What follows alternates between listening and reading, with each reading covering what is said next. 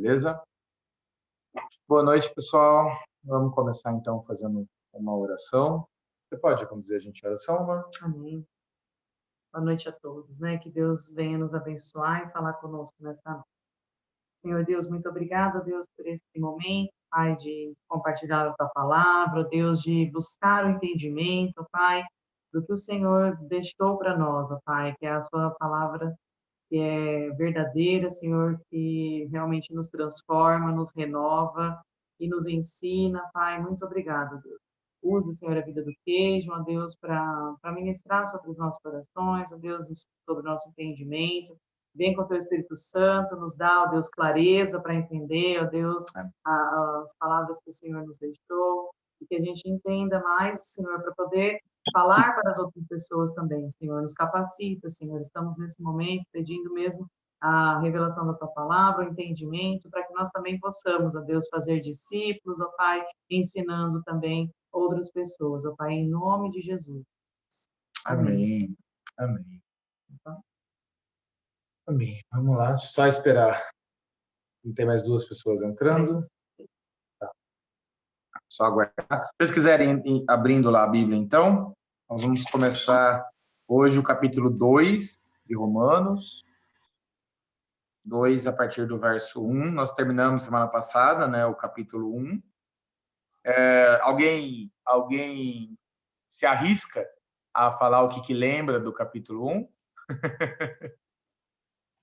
Qual foi o panorama assim que a gente viu? Alguém se arriscaria? Achei muito legal e eu fiquei até meditando assim durante a semana, assim, né? Que eu gravei assim bem que tipo a idolatria ela levou à imoralidade sexual, daí a idolatria, daí eu achei assim muito interessante porque eram 3 textos que você falou que é a mesma estrutura, e daí assim a idolatria causava pelo primeiro a imoralidade sexual, né?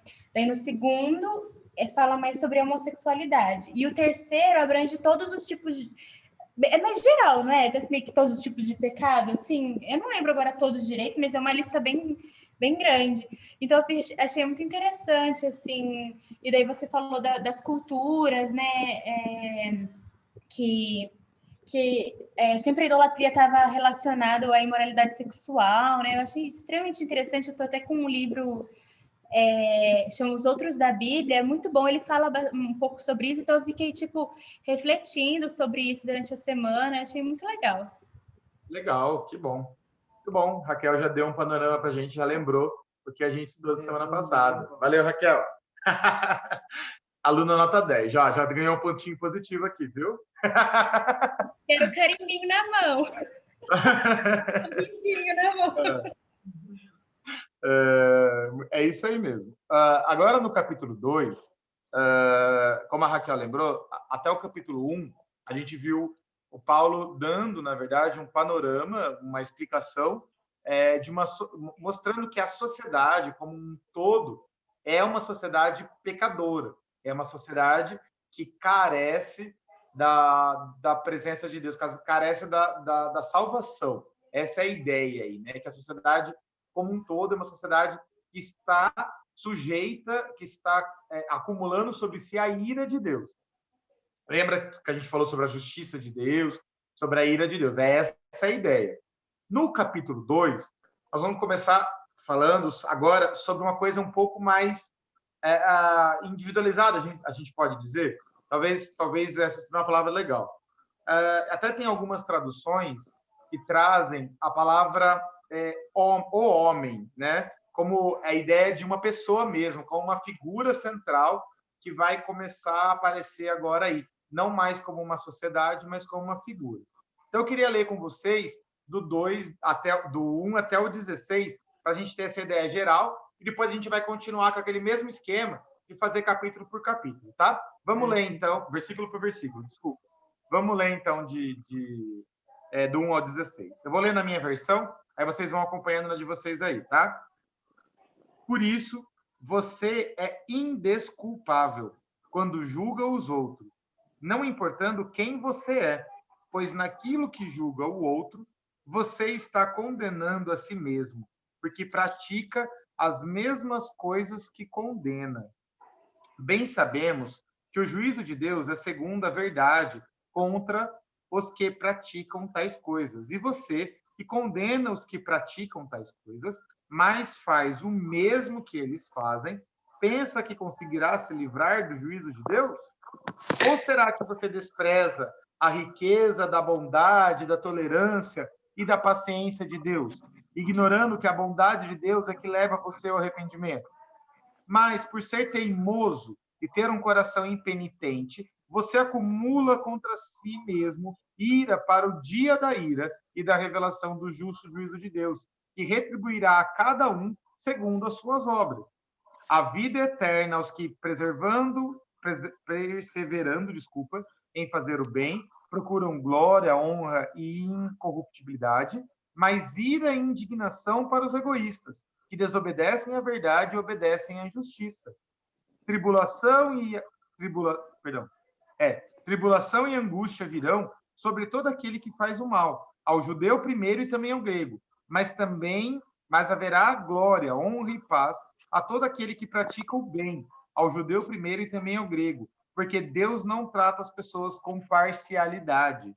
Assim, todos que pecaram sem lei, também sem lei perecerão, e todos os que pecaram sobre a lei serão julgados pela lei, porque justo diante de Deus não são aqueles que somente ouvem a lei, mas os que praticam a lei é que serão justificados.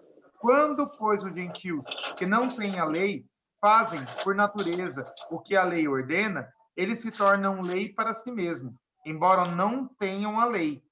Estes mostram a obra da lei gravada no seu coração, o que é confirmado pela consciência deles e pelos seus pensamentos conflitantes, que às vezes os acusam e às vezes o defendem.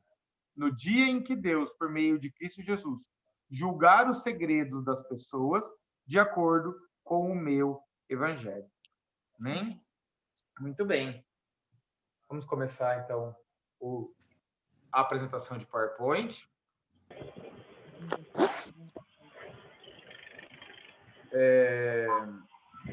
Todos estão conseguindo enxergar aí a apresentação?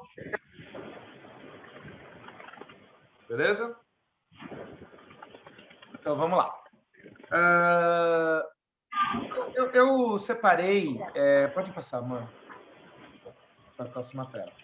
Eu não sei se vocês vão lembrar, mas esse foi um esboço que eu coloquei na semana passada, só para a gente relembrar e não perder a sequência do raciocínio de Paulo. Esse foi um esboço que eu tirei lá do livro do Bruce, que fala que ele separa, né, textos que a gente está estudando, e o tema geral que a gente está hoje, Bruce chama de pecado e retribuição, diagnóstico da necessidade universal. Então, a gente não pode perder, pessoal, esses textos, eles têm a ver com eles querem passar a ideia da necessidade da salvação, mostrar para o ser humano que ele é um ser pecador, que ele precisa de salvação, tá? O texto que a gente estudou na semana passada, Bruce chama de um mundo pagão. Então, é mostrar como a sociedade, de modo geral, é uma sociedade que carece da presença, carece da salvação. Precisa se arrepender, precisa corrigir os seus caminhos, porque eles estão perdidos em pecado. E a ideia agora, desse texto que a gente vai estudar hoje, é a ideia dessa figura, né, de um homem, que o Bruce chamou de o moralista, de um homem que ele condena, julga as pessoas pelas coisas erradas que elas fazem, mas ele mesmo faz essas coisas erradas também. Então, Paulo está levando as pessoas, está criando um raciocínio da seguinte forma: todas as pessoas, o mundo de modo geral é pecador. Até aqueles dentro do mundo, aqueles que prezam por fazer as coisas corretas, aqueles que tendem a ser mais firmes naquilo que é certo, nas coisas corretas, até esses precisam de salvação. É onde a gente está agora, que são os moralistas. tá? Depois, Paulo vai falar sobre os judeus, que seria essa sociedade separada, a sociedade de Deus, né? E vai falar que eles também precisam de se arrepender dos seus pecados e precisam corrigir os seus caminhos. Mas o texto que a gente está, então, é essa ideia, tá? Daquela pessoa dentro daquela sociedade corrupta que nós vimos, mas daquela pessoa que preza pelas coisas corretas, tá? Então, Paulo vai falar para essa pessoa agora, tá bom? Se você, como sempre, pessoal, se vocês quiserem ir perguntando alguma coisa no meio do caminho, pode ir perguntando, tá bom? Pode passar. Eu fiz. Eu coloquei o texto. Esse é o último slide da semana passada, só para a gente lembrar de modo geral. A Raquel lembrou bem, né? Essa lista aí de pecados que Paulo menciona no versículo de 29 a 31, e sobre também essa ideia, né, dele mostrar o conhecimento, mostrar que eles conheciam a Deus, mostrar que eles rejeitaram o conhecimento e depois mostrar que a ira de Deus cai sobre eles. Mas o que eu queria chamar a atenção de novo é do versículo 32. No versículo 32, ele diz assim: embora conheçam a sentença de Deus, de que os que praticam tais coisas são passíveis de morte, eles não somente as fazem, mas também aprovam os que as praticam. Então, Paulo estava falando, né, que que a sociedade, de modo geral, fazia coisas erradas, e além de fazer coisas erradas, aprovava quem também fazia coisas erradas. No versículo, pode passar. Daqui para frente, vai mudar um pouco a história. Paulo vai falar sobre aquele que pratica as coisas que ele condena. Então, é um pouco diferente. Perceberam a diferença? No versículo 32, Paulo fala que ele faz as coisas erradas e aprova quem também faz as coisas erradas. Aqui é aquele que faz as coisas erradas, mas condena quem faz as coisas erradas. É o velho ditado. É aquela pessoa que diz: faça o que eu falo, mas não o que eu faço. Tá? É aquele ditado popular. Então, é essa ideia aqui que tá por trás, essa diferença que está por trás do texto. Eu grifei aqui, no versículo 1, a palavra você. Por isso, você é indesculpável. Alguém tem a versão NVI? Se eu não estou enganado, acho que a NVI é aquela antiga, nova, uma versão bem antiga, não lembro mais a sigla dela. Não. Enfim, tem algumas versões, pessoal, que trazem a palavra o homem. essa expressão. É essa ideia mesmo, tá? Aqui Paulo está citando como se fosse um indivíduo, tá? Ele está colocando um indivíduo no texto que aqui é uma figura de linguagem mesmo, uma figura de retórica, tá? É um indivíduo que se coloca aí como moralista. A gente vai identificar ele como o moralista. Então, o que esse indivíduo tem? Paulo vai falar que esse indivíduo também é indesculpável, também está sujeito à ira de Deus. Por que ele é indesculpável? Porque ele julga os outros, não importando quem você é. Por isso, você é indesculpável quando julga os outros, não importando quem você é. Aqui ele está citando, não tem diferença nesse texto sobre judeu ou gentil, tá? Paulo aqui não está falando necessariamente aos judeus ou aos gentios. Ele está falando de modo geral. Aquele que julga os outros naquilo é indesculpável, pois naquilo que julga o outro, você está condenando a si mesmo, porque pratica as mesmas coisas. Pode clicar aqui no pratica as mesmas coisas, amor. Pratica as mesmas coisas. Aqui eu quis citar o texto que eu achei legal de John Stott, que ele diz assim: que os do primeiro grupo, que ele está citando aqui do texto lá do 32, tá? O de antes. É que os do primeiro grupo fazem coisas que sabem que estão erradas e aprovam outros que as fazem. Atitude que pelo menos é coerente. Já os do segundo grupo fazem coisas que sabem que são erradas e condenam os outros que agem da mesma forma, o que é uma atitude hipócrita. Então, John Stott ele vai falar... Pode voltar, mano. ele vai falar que é pior a atitude desse indivíduo do que a atitude daqueles do versículo 32. Porque, pelo menos, a atitude do versículo 32 é coerente. Já esse aqui é hipócrita, porque ele condena as pessoas que fazem as mesmas coisas que ele faz. Tá? Vamos continuar. Bem sabemos que o juízo de Deus é segundo a verdade contra os que praticam tais coisas. Você que condena os que praticam tais coisas, mas faz o mesmo que eles fazem, pensa que conseguirá se livrar do juízo de Deus? E aqui eu coloquei esse trecho, eu dei nome desse trechinho de o inevitável juízo de Deus. Por quê?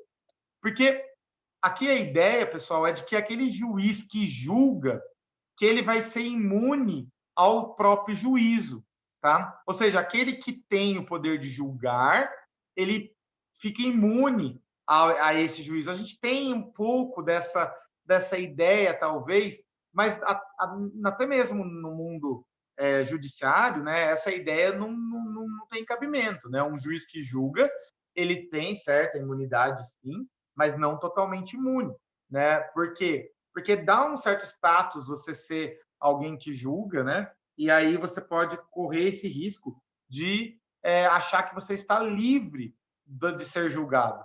Mas o que Paulo está falando aqui é que o juízo de Deus ele é inevitável. Todos passarão pelo juízo de Deus, até mesmo aqueles que acham que julgam os outros e que se sentem nesse direito de condenar, de julgar aqueles que fazem coisas erradas. Aqui o texto ele não está indo contra o ato de julgar ou o ato de separar o que é correto do que é errado, tá? Não é essa a ideia. Mas o texto está falando que aquele que julga, até mesmo aquele que preza pelas coisas corretas, até mesmo esse, ele cai nas mesmas falhas do que aquele que ele está julgando. Essa é a ideia do texto. E aí é a ideia de que ninguém, né, nada, vai se livrar do juízo de Deus. Nenhuma pessoa vai se livrar desse juízo de Deus, né? E aí ele cita continua no versículo 4, que fala assim: ou será que você despreza a riqueza da bondade, da tolerância e da paciência de Deus, ignorando que a bondade de Deus é que leva você ao arrependimento? Como assim, né? O que ele está falando é que existe uma bondade, um tempo de Deus. E esse tempo de Deus é um tempo de tolerância, é um tempo de que a punição não está acontecendo, né? Então, a pessoa está se sentindo assim: eu faço as coisas erradas e nada me acontece. Então, eu continuo fazendo as coisas erradas. Mas o que Paulo está dizendo para a gente é que esse tempo de bondade, de tolerância, de paciência de Deus é um tempo da gente se arrepender das coisas. É nesse tempo de que Deus não nos fulmina pelos nossos pecados, esse o tempo de arrependimento. Não é tempo de a gente achar que o que é errado não tem problema, né? Que é o que a sociedade muitas vezes, muitas pessoas acabam pensando, né? Já que nada acontece com quem faz coisa errada, então eu também vou fazer coisas erradas. Mas o que Paulo está falando aí é que esse tempo da bondade de Deus é o que nos leva ao arrependimento, né? É o que precisa nos levar ao arrependimento, tá? Claro também que a gente pode entender aí esse bondade de Deus que nos leva, pode voltar mais uma vez, a bondade de Deus que nos leva ao arrependimento, também como Deus ser tão bom e tão justo que a gente fica tocado por essa bondade e a gente acaba se arrependendo das nossas falhas, dos nossos pecados. Mas eu acho mais coerente com a frase como um todo, né? Que ele está falando sobre esse tempo de paciência e de tolerância de Deus, que é o tempo da gente se arrepender, tá bom? Continuando o texto aí, a partir do versículo 5, ele vai falar sobre o justo juízo de Deus, na verdade. Ele vai falar sobre a ideia de que o juízo de Deus ele é justo. né? Deus é justo e esse juízo será justo. Então, ele diz assim, mas por ser teimoso e ter um coração impenitente, né? Um coração duro, um coração obstinado, você acumula contra si mesmo ira para o dia da ira e da revelação do justo juízo de Deus, que retribuirá cada um segundo as suas obras. Opa! Que retribuirá cada um segundo as suas obras. A ideia é só antes, né, do acumula contra si mesmo ira, né? A ideia da hipocrisia, né? Em longe de ficar impune, né? Lembra que a gente falou lá sobre se livrar do juízo de Deus, né? Mas longe de ficar impune, a hipocrisia acumula mais ira ainda de Deus sobre a pessoa. É isso que ele está falando, né? A sua teimosia e seu coração duro, né? Ela faz com que acumula ira de Deus sobre ele, né? Porque ele é uma pessoa que não faz o que ele fala, mas ele faz o que ele sabe que é errado e ele condena os outros que fazem igual, tá? Voltando aí para o versículo 6. Não sei se vocês perceberam essa diferença, né? Mas talvez aí a gente pode achar um pouco estranho Paulo falar que retribuirá cada um segundo as suas obras, né? Ainda mais a gente que já viu ali no capítulo 1, no verso 16, Paulo falando que a salvação é pela fé e não por obras, né? E como assim retribuirá cada um segundo as suas obras? Eu coloquei duas citações aí, pessoal. Acho que a primeira é do Stott, isso, que ele fala assim: certos cristãos, entretanto, ficam logo indignados. Será que o apóstolo perdeu a razão? Como é que ele começa dizendo que a salvação é somente pela fé, para depois destruir seu próprio evangelho, dizendo que no final de contas a salvação é mesmo por obras? Desculpa, faltou um oi. É mesmo por obras? Mas Paulo não está se contradizendo. O que ele está afirmando é que, embora a justificação seja de fato pela fé, o julgamento será de acordo com as obras. Conseguiram entender, mais ou menos? A ideia aí, pessoal, é aquela ideia do plantar e colher, é a ideia bíblica. A gente vai encontrar essa mesma ideia no Antigo Testamento, no Novo Testamento, que as obras, e até mesmo lá em Tiago, até mesmo em Gálatas, no texto de Paulo, que as obras, elas são frutos da fé. A fé, ela precisa produzir em nós obras. E o julgamento será através das coisas que foram feitas, das obras que nós fizemos. Não que nós sejamos justificados pelas nossas obras. As obras, as coisas boas que a gente faz, não são capazes de apagar as nossas falhas, os nossos erros. Os nossos erros, as nossas falhas, elas são apagadas através da cruz de Cristo, que morreu em nosso lugar e pagou preço pelo nosso pecado.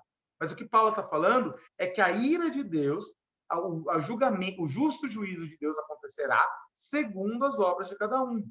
A ideia é que esse julgamento de Deus vai ser algo público, né? E como algo público, onde todos, a gente vai ver um pouquinho mais à frente, todas as tribos, todas as raças, todos participarão do juízo de Deus, do dia do julgamento de Deus. Nesse momento, o que Deus vai julgar, ele vai colocar publicamente as obras de cada um. E essas obras de cada um, que serão expostas publicamente, serão aí as provas, né, de que se a pessoa realmente demonstrou a sua fé ou não, tá? Eu quis colocar um outro texto para a gente poder compreender melhor. É um texto que eu tirei da Bíblia de Comentário King James, que diz assim, eu coloquei embaixo também os versículos que ele cita, só para a gente não se perder, tá? Diz assim: os atos, as obras, né, são os resultados da fé de uma pessoa. Os cristãos são declarados justos pela fé, como o Stott disse lá, né? A justificação, ela é pela fé. No momento dessa declaração, que é a nossa fé, a pessoa é unida a Cristo e regenerada pelo Espírito Santo, tornando-se uma nova criatura. Esse texto está lá em 2 Coríntios 5,17, está aí embaixo. E assim, se alguém está em Cristo, é nova criatura, as coisas antigas já passaram, e eis que se fizeram novas. Então, nós somos, a partir do momento que nós aceitamos a Cristo, né, a partir do momento que nós declaramos a nossa fé, nós nos tornamos nova criatura, que foi criada para boas obras. Está lá em Efésios 2:10. Pois somos feitura dele, criados em Cristo Jesus para boas obras, as quais Deus de antemão preparou para que andássemos nelas. Desculpa. Então, nós somos novas criaturas criadas para boas obras. Paulo escreveu que o importante é a fé que opera pelo amor. Está lá em Gálatas 5:6, está embaixo. Porque em Cristo Jesus, nem a circuncisão, nem a incircuncisão tem valor algum, mas a fé que atua pelo amor, ou seja, a fé que mostra a obra, né? Portanto, a pessoa de fé que busca glória, honra e imortalidade e persiste em fazer o bem, demonstra ser realmente regenerada e, consequentemente, é assegurada da vida eterna, tá? Então, essa é a ideia, pessoal, do julgamento de Deus por obras aí, né? Ele está falando sobre aquelas obras que são demonstradas através da fé. Tá bom? Pode voltar um pouquinho aí. Então, vamos voltar aí, para a gente não perder a sequência, né? Então, que retribuirá cada um segundo as suas obras. Aí, que retribuirá o quê? Qual que é a retribuição aí, né? Que Paulo vai falar. A vida eterna aos que, perseverando em fazer o bem, procuram glória, honra e incorruptibilidade. E, por outro lado, ira e indignação para os egoístas que desobedecem à verdade e obedecem à injustiça. Eu não coloquei aqui, mas achei interessante essa palavra egoísta. Paulo tirou de uma palavra grega usada num texto de Platão, que ele fala sobre o homem mau, a ideia do homem mau aí, ele usa esse nome egoísta, né? E aí Paulo usou esse texto também aí sobre esse homem mau, né? Sobre esse egoísta que vai cair a ira e a indignação, mas por outro lado a vida eterna para aqueles que praticam o bem.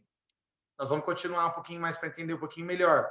Pode continuar, amor. O versículo 9 e 10, ele continua na mesma ideia, sobre essa retribuição, qual que é, né, aí a retribuição, o que Deus vai julgar, né, para onde que ele vai mandar, né, assim, a ideia daquele que tiver boas obras. Então, versículo 9. Tribulação e angústia virão sobre todo aquele que faz o mal, ao judeu primeiro e também ao grego. Mas haverá glória, honra e paz a todo que pratica o bem, o judeu primeiro e também o grego. Porque Deus não trata as pessoas com parcialidade.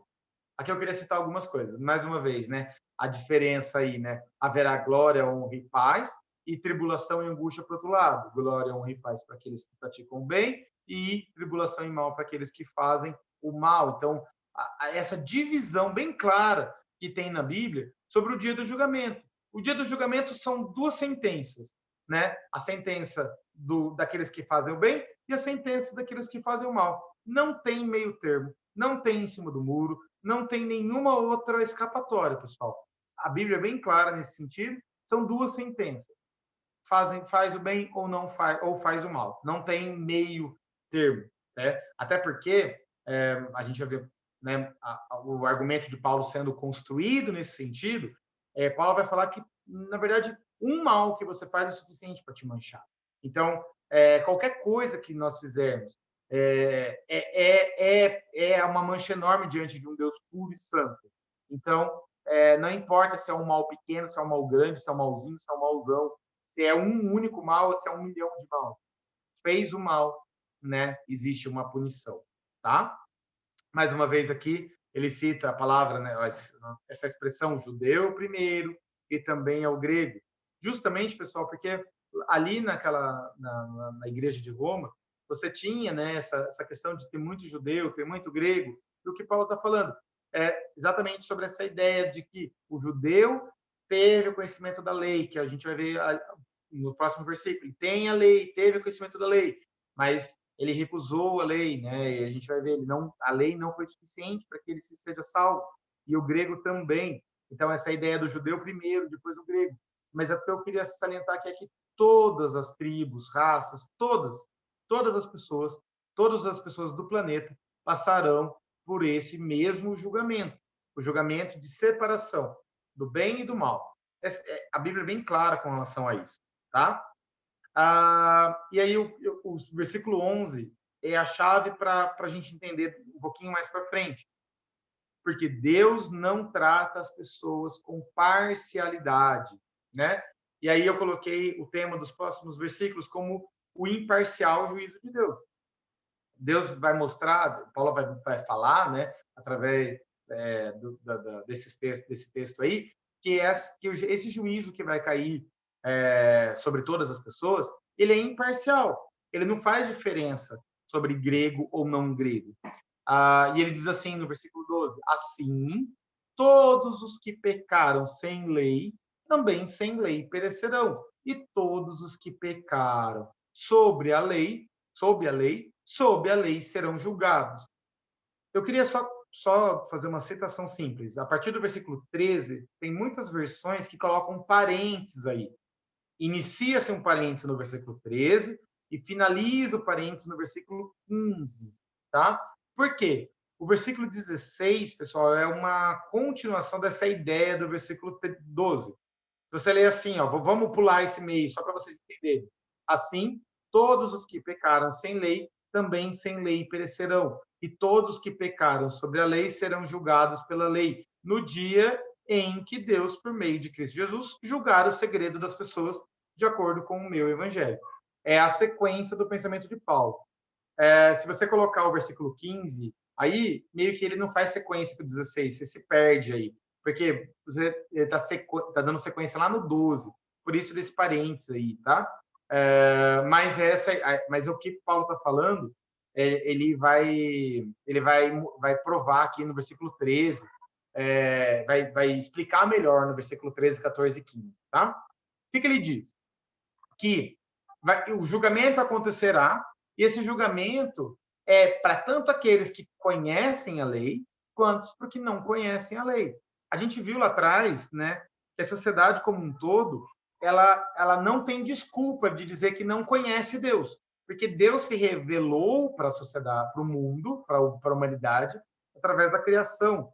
Então, Deus se revelou através da criação. E a gente vai ver que, mais do que se revelou através da criação, ele plantou no ser humano essa sementinha de moralidade. E essa semente de moralidade, essa semente da lei que ele plantou no ser humano, é a semente que será usada no dia do juízo, né? Vamos ver aí.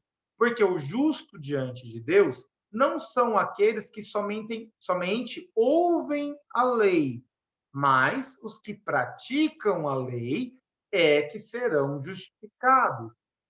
A Paula vai falar um pouquinho mais para frente, lá no capítulo 3, que a lei, na verdade, ela não consegue justificar ninguém. Ela só veio para mostrar que nós não conseguimos cumprir a lei.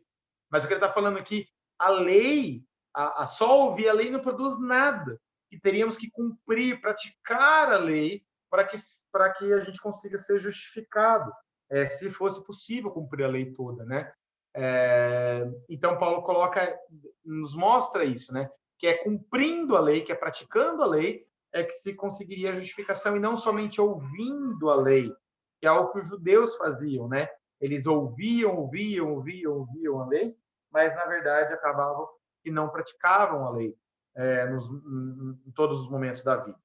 E aí, ele coloca, quanto, pois, aos gentios, que não têm a lei, fazem por natureza o que a lei ordena. Eles se tornam lei para si mesmo, embora não tenham lei. Pode passar, mano, aí? É só essa diferença, né, do que ouvem a lei, ou seja, os que têm a lei, que são os judeus, né, ali nesse contexto, e os que não têm a lei. Então, Paulo está fazendo essa diferença, né, daqueles que têm a lei, mas que não cumprem a lei, e aqueles que não têm a lei, mas que, de certa forma, acabam fazendo o que é certo, porque por natureza, por natureza, aí, viu aí, fazem por natureza o que a lei ordena. Como assim, Cajun? Eles sacrificam bodes por natureza? Não, mas essa é a ideia da moralidade plantada dentro do ser humano, que sabe diferenciar o que é certo e o que é errado, de modo geral. Não que essa consciência, pessoal, seja infalível, porque a consciência ela acaba sendo moldada pela cultura. Mas o homem ele tem uma consciência, todo ser humano tem uma consciência do que é certo e do que é errado. E através dessa consciência, todos, mesmo através dessa consciência, né, todos nós erramos, todos nós pecamos, seja ou seguindo a lei impecavelmente, ou seja, até mesmo pela nossa moralidade, pela nossa natureza. A gente não é capaz nem de fazer aquilo que a gente acredita que está certo. A gente erra e sabe que a gente erra, mesmo quando a gente não conhece necessariamente a lei, tá? É isso que ele está falando, tá? Versículo 15, né? Estes quem? Os que praticam a lei, né? Naturalmente. Estes mostram a obra da lei gravada no seu coração, o que é confirmado pela consciência deles e pelos seus pensamentos conflitantes. Por que são conflitantes? Porque às vezes os acusam, às vezes os defendem. Ou seja, existe essa moralidade, né, dentro de cada um de nós, e essa moralidade, ela mostra para a gente o que é certo, moralidade não, a consciência mesmo, mostra o que é certo e o que é errado. E ela, dos dois lados, ela mostra o que é certo, tanto para a gente saber que o que a gente está fazendo está correto, ou para também nos acusar das coisas erradas que a gente faz. Eu estou falando, pessoal, não da consciência, como eu disse, que é moldável pela cultura, né? Porque ela é moldável pela cultura. Se você vive numa sociedade onde, sei lá, vamos colocar lá, os Yanomamis, eles matam crianças que nascem com defeitos de nascença. A gente sabe que isso é errado, né? A gente sabe, moralmente, estou falando de modo geral, a humanidade toda sabe que matar criança é errado, mas para eles ali, culturalmente, eles defendem essa prática porque eles têm uma crença de que aquilo é certo. Só que até mesmo dentro dessa sociedade, a gente ouve relato aí de alguns missionários, né, que estavam lá, a Patrícia já relatou isso para gente, que algumas mães, algumas pessoas não têm coragem de matar as crianças por causa desses defeitos de nascença e tudo mais. É a consciência, é essa moralidade natural que vem à tona nesses momentos, né? Então, é isso que Paulo está falando, que existe essa consciência dentro de cada um de nós, tá? Então, aí, essa ideia da lei, que é gravada no nosso coração, na criação. A criação, Deus, na criação, ele colocou em nós a consciência de como agradá-lo e de como trazer sobre nós a ira dele. Porque nós somos criaturas dele, feitos à sua imagem e semelhança. Então, isso está dentro de nós, tá? E através dessa consciência é que nós seremos julgados, né? O que eu coloquei aqui? Se não estou conseguindo chegar. A ira de Deus está direcionada ao pecado e não à lei. A ideia, pessoal, aí, de que é contra o pecado que a ira de Deus se manifesta, né? Não necessariamente a lei em si, mas é contra o pecado. Só mais uma atenção também, eu não sei se eu grifei essa ideia. Eles tornam lei para si mesmo, eles se tornam lei para si mesmo. Não é aí, pessoal, aquela ideia da humanidade criar a lei e seguir aquela lei e não fazer nada de errado, porque daí fica uma coisa totalmente genérica, né? Uma lei sem pé nem cabeça. Mas é essa lei natural aí, tá? Que está sendo levantada nesse texto, tá bom? Pode passar aí. E aí, o versículo 16, eu acho que é aí o ápice, né, desse texto, que ele diz que no dia do juízo de Deus, né, porque todos seremos julgados. Lembra lá, né? Assim, todos os que pecaram sem lei também sem lei perecerão, e todos os que pecaram sobre a lei serão julgados pela lei. No dia em que Deus, por meio de Cristo Jesus, julgar o segredo das pessoas de acordo com o Evangelho. É Cristo Jesus quem será o juiz ele será o juiz, ele será a régua, o padrão de medida de Deus no dia do juízo. Está lá em Atos, capítulo 10, versículo 42. O juiz será aquele que nos salvou, aquele que morreu por nós. Esse será o nosso juiz no dia do julgamento, tá? E ele também será o padrão de medida, né? É por meio dele que Deus vai ver se a pessoa fez o certo ou fez o errado, através das suas obras, das obras de Cristo, que nós seremos julgados.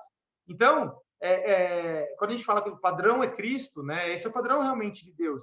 Mas ele morreu ali e cumpriu esse padrão em nosso lugar, né? É por meio dele que esse julgamento, que vai acontecer esse julgamento.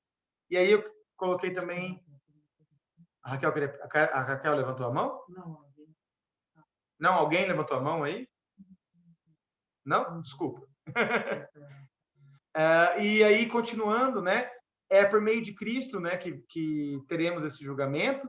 E mais, né? Ele vai julgar os segredos das pessoas. Viram esse texto aí?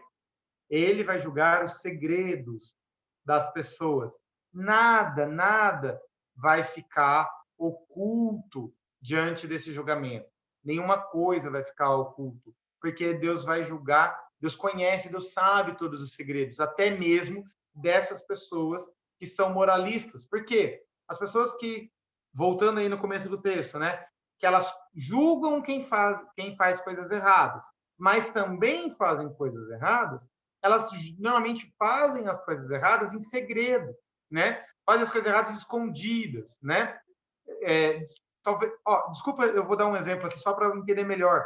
O policial, talvez, o policial ele é dentro da sociedade o indivíduo responsável por ali pegar, punir e proteger a sociedade de acordo com a lei, com as coisas que foram previamente estabelecidas pela sociedade como certas e erradas. O policial que faz coisas erradas, né, que apesar de julgar aquele que está fazendo, mas também faz coisas erradas, essa é a ideia, né? Geralmente o faz em segredo. Ele não faz no meio da corporação, na frente de todos os demais policiais. Geralmente, né, pessoal? Claro que tem as exceções, mas é só para a gente entender melhor. É essa a ideia aí de julgar os segredos, né? Deus conhece todos os segredos e ele vai julgar até mesmo aquilo que ninguém sabe, mas somente ele, tá? E vai julgar de acordo com o quê? De acordo com o meu evangelho. Qual que é o evangelho de Paulo, pessoal? Lembra lá no começo? Não citei. Lembra lá no começo que Paulo apresenta o seu evangelho? Lá no capítulo 1, Paulo fala lá sobre o seu evangelho. Qual que é o seu evangelho? O evangelho de Paulo. O evangelho de Paulo ele se apresenta lá no comecinho do texto, né, como o evangelho de Jesus Cristo. Vamos ler lá de novo, só para vocês verem, lá no versículo 1:3. Este evangelho, perdão, 2. Vamos ler do 1, vai. Paulo, servo de Cristo Jesus, chamado para ser apóstolo, separado para o evangelho de Deus, que ele no passado prometeu por meio dos seus profetas nas escrituras sagradas. Este evangelho diz respeito a seu filho, o qual, segundo a carne, veio da descendência de Davi, e foi designado filho de Deus com poder, segundo as Escrituras. Perdi, desculpa. Segundo o Espírito de Santidade, pela ressurreição dos mortos, a saber, Cristo Jesus, nosso Senhor. Por meio dele, viemos a receber graça e apostolado por amor de seu nome, para a obediência de fé entre todos os gentios. Entre estes se encontram também vocês que foram chamados para pertencerem a Jesus Cristo, e todos amados que estão em Roma chamados para ser santos. Essa é a ideia do Evangelho, que acho que tem no versículo 16 também. Vamos lá.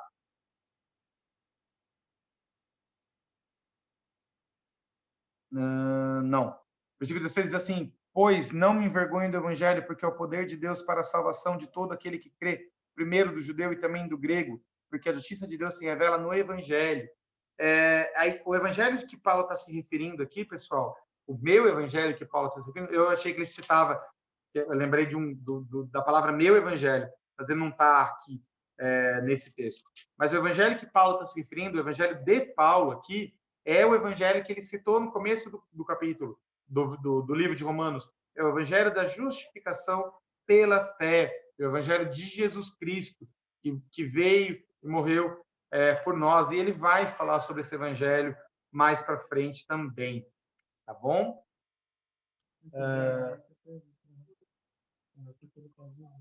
Desculpa, a Raquel fez essa pergunta? O que Paulo tá. quer dizer, de acordo com o meu. Isso, o meu evangelho aí é esse evangelho apresentado por ele um pouquinho para trás, tá bom? Eu coloquei aí um pouquinho mais para frente, pessoal, pode passar, amor, o slide. Uma tabela que o professor Brian Joyce fez, colocando sobre essa ideia dos dois juízos, tá? Que, na verdade, a gente vai ver que ele é imparcial, mas aparentemente tem essa diferença. Por quê? Porque tem os que têm a lei, os sem lei e os que têm a lei, tá? Os sem lei, eles não receberam a revelação especial de Deus. Lembra? A gente viu sobre a revelação especial semana passada, né? Eles não receberam a revelação especial de Deus, mas os com lei já receberam essa revelação especial. Os sem lei, eles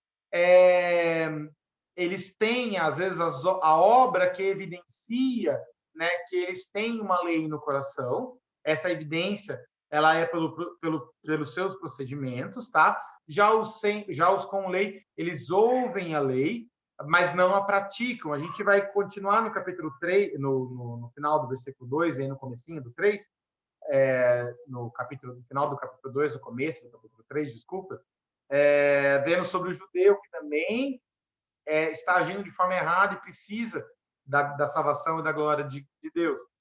E aí, os que não têm lei, né, através dessa evidência de lei, da lei que está no seu coração, que foi naturalmente colocado no seu coração, ele será julgado. E será julgado sem a revelação, e mesmo sem a revelação, ele perece, porque a sua própria consciência o condena. Ele faz coisas erradas, mesmo se considerar a sua consciência, né? E os que têm lei também serão julgados e também perecem por causa da lei. E no final das contas, né, os dois grupos são indesculpáveis porque sabem que têm errado, sabem que fazem coisas erradas, né? Então, o julgamento de Deus, o que Paulo está mostrando para a gente é que, mesmo sem lei ou os com lei, todos, né, estão agindo em desacordo e atraindo sobre si o juízo de Deus, atraindo sobre si a ira de Deus, né? Na verdade, se a gente for já adiantar um pouquinho, se você for ler lá em Romanos 3:23, a conclusão de Paulo de tudo isso é aquele texto famoso, pois todos pecaram e carecem da glória de Deus. Paulo vai chegar nesse ápice, mas a ideia aqui é ele está falando sobre cada ponto primeiro da sociedade, tá? Primeiro ele falou sobre a sociedade pecadora e agora para aqueles que se dizem fazer coisas certas, mas que na verdade não os fazem, tá? E eu queria colocar aí algumas notas finais para que a gente grave, né, algumas coisas aí importantes que eu acho, tá? Esses versículos eles não foram escritos, já falei isso, né, mas eu vou reforçar, para nos proporcionar a esperança de que, como seres humanos, podemos adquirir salvação através da nossa moralidade. A ideia de Paulo não é falar que, através da consciência, é possível ser salvo, é possível adquirir salvação. Porque o que Paulo está falando é que mesmo tendo a consciência, mesmo colocando esse padrão somente naquilo que nós temos de ideia do que é certo e o que é errado, mesmo assim, a gente procede de forma errada, fazendo coisas erradas. O propósito desses primeiros capítulos é provar que qualquer ser humano é culpado e indesculpável perante Deus e que ninguém é justificado por cumprir a lei. Você vai ver isso lá no capítulo 3:19. A lei não justifica ninguém. Outra nota que eu queria deixar: o ser humano, ele é um ser moral por natureza, foi criado assim. Eu coloquei criado, né? Desculpa, foi criado assim. Isto é, além de sermos movidos por um impulso interior que nos leva a fazer aquilo que acreditamos ser certo, nós temos também uma sensação de culpa e remorso quando fazemos algo que sabemos ser errado. Por que isso é importante saber? Porque a consciência, ela é uma aliada quando a gente pensa na questão do evangelismo, né? A consciência de todo ser humano o condena. Se a gente for pelo lado, se a gente apelar pela consciência, a gente conseguir chegar nesse passo da conversa, todo ser humano vai se intitular culpado, né? Por quê? Porque nós sabemos que nós erramos. Nós sabemos que nós, mesmo naquilo que nós acreditamos, nós não agimos da maneira correta. Talvez a consciência vai falar, vai muitas vezes, né? Vai pensar, mas foi só uma coisinha, talvez não é tão relevante assim. Mas nós sabemos que é algo errado. Nós sabemos que foi algo que não moralmente falando não estava correto. Tá? Então, essa consciência é uma grande aliada na hora do evangelismo. Tá? Eu coloquei aqui, para terminar, pessoal, uma frase do Abe Simpson, que eu achei bem legal, que diz assim: a grande necessidade do mundo não é tanto o conhecimento do bem e do mal, mas o poder de escolher a fazer o bem. Sabe o que eu achei legal? A sociedade, o ser humano, a sociedade como um todo, ela sabe o que é o certo e o errado, ela sabe o que é bem e mal.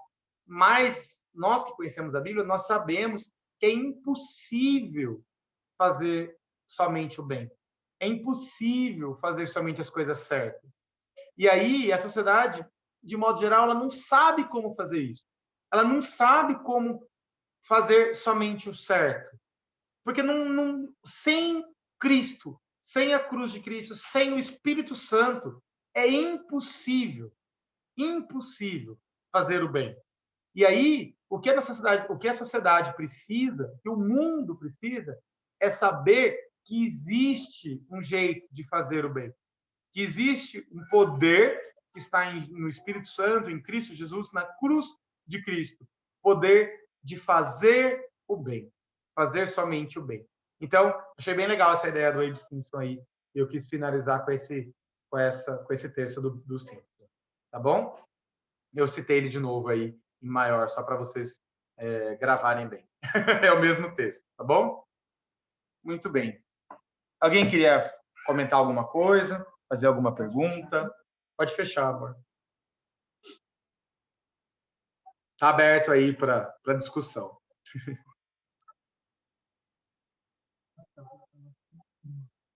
Eu sei, eu falo bastante, pessoal, é muita informação mesmo, às vezes para processar, mas o texto é muito rico.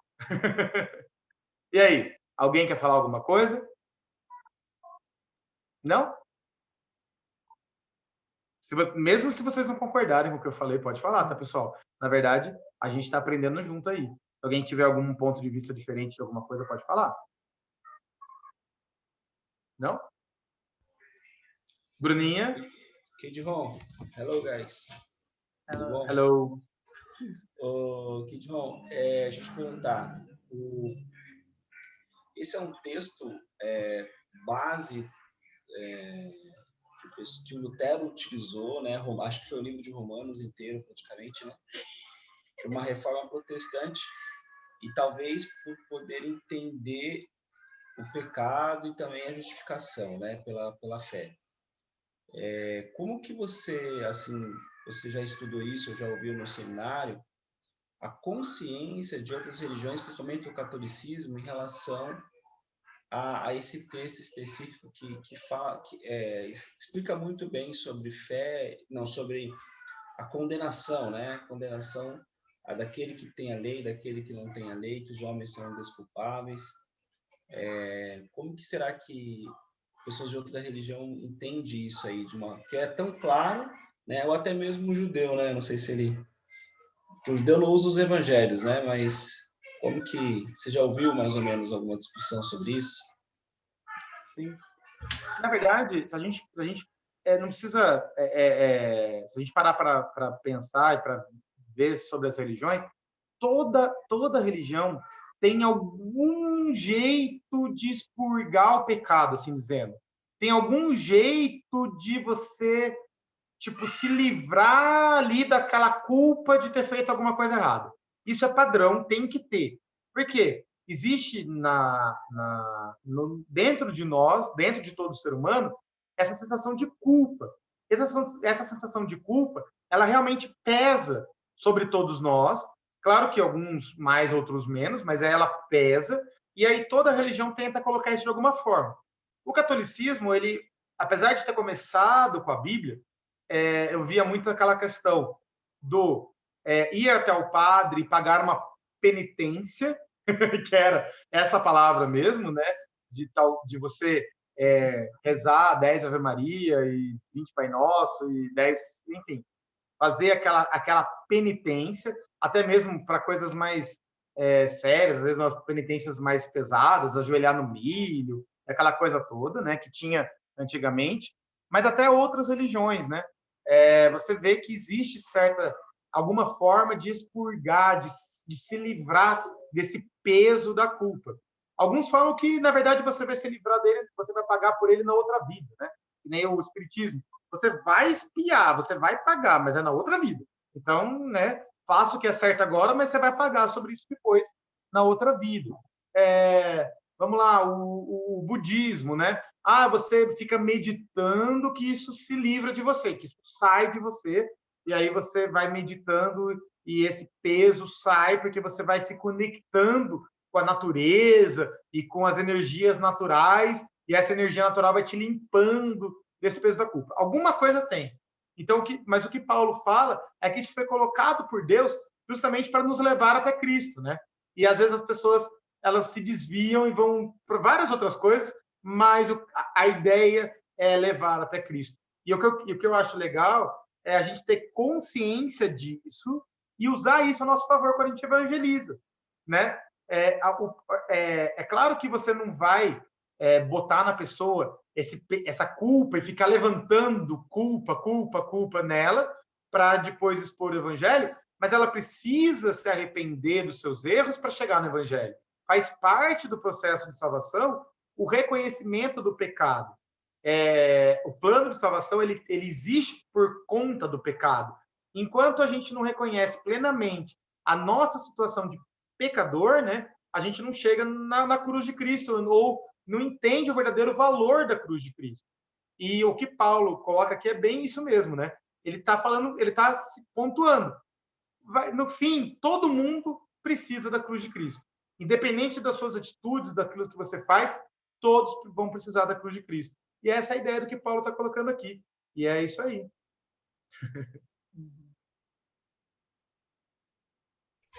Não, é isso aí, show. Bela explicação aqui, já. E acho que é isso que você falou, é forte. A pessoa, ela tem até a consciência, mas o caminho pelo qual ela trilha para que isso seja, vamos lá, sanado, né? Vamos dizer, é o caminho tênue para o cara ir para o outro lado, né? E não levar ao arrependimento da cruz, né? Sim. É isso aí mesmo. E o que Paulo fala é que tem até aqueles que, tipo, julgam e falam que é certo e que é errado, até eles fazem as coisas erradas. A gente sabe disso, né? Dentro do cristianismo, a gente tem a figura do pastor, que talvez seria aquela pessoa que não comete erros, né? Mas a gente não imputa sobre ele, a Bíblia não imputa sobre ele essa responsabilidade de não cometer erros, né? Por quê? Porque a gente sabe que todo ser humano é pecador. Mas a gente sabe que Cristo, sim, é aquele que não cometeu pecado e morreu pelo pastor, por mim e por aquele que às vezes nem sabe ainda que ele morreu por ele, né? Então, essa é a ideia mesmo do texto de Paulo aqui.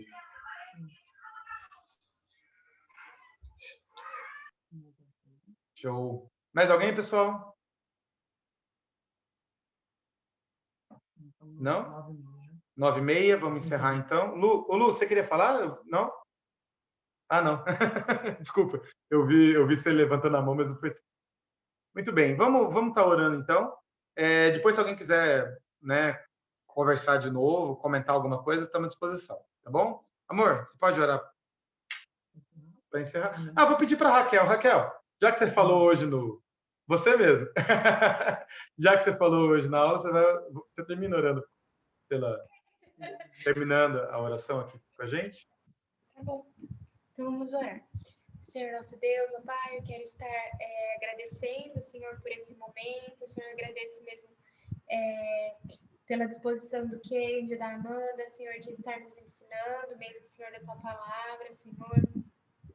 E eu tenho visto o quanto é importante, assim, na minha vida, Pai, estar vendo mesmo esse livro, Senhor, que ele é tão importante, ele traz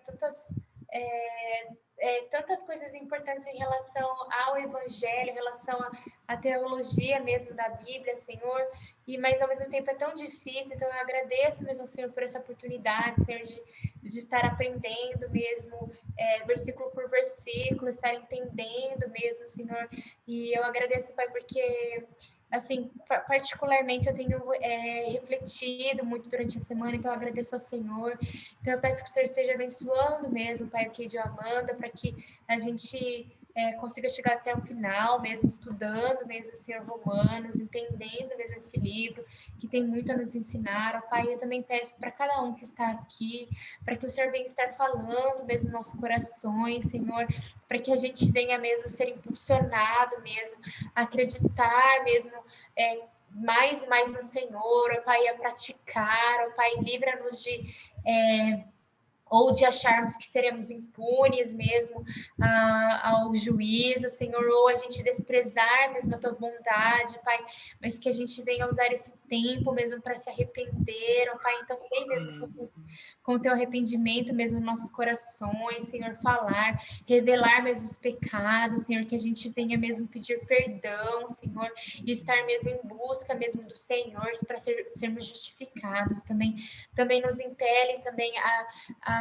agir com bondade, a fazer o bem, ó Pai, conforme nós vimos hoje, Senhor, sabendo que nós não seremos salvos pelas obras, Senhor, mas que a gente é salvo por Jesus, Senhor, mas que nós seremos julgados, Senhor, por essas obras, Senhor. Então, nos dá mesmo essa dupla bênção, Senhor, de ter esse temor mesmo em relação a Jesus, acreditar e se apegar nisso, Senhor, e ao mesmo tempo praticar mesmo as obras que selam mesmo a nossa fé, Senhor. Então eu coloco mesmo tudo isso diante do Teu altar, Senhor, quero Te agradecer, Pai, e pedir pela Tua misericórdia, Senhor, na minha vida, Pai, e na vida de cada um aqui que está escutando mesmo esse estudo, Senhor. É isso que eu peço em nome de Jesus. Amém. Amém. Amém. Amém. Legal. Obrigado, Raquel. Pessoal, semana que vem, para que vocês possam, quem gosta, né? Eu sei que tem gente que gosta bastante de ler antes do professor, a gente vai estudar até o 3:8, tá bom? Nós vamos começar no 2:17 e vamos até o 3:8. Se Deus quiser, a gente dá uma avançada aí. Nós vamos falar sobre o pecado do judeu agora, né? Sobre esse povo que tem a lei, mas que mesmo assim Paulo vai falar que eles erraram e precisam da glória, precisam da cruz de Cristo, da mesma forma que todos nós. Amém?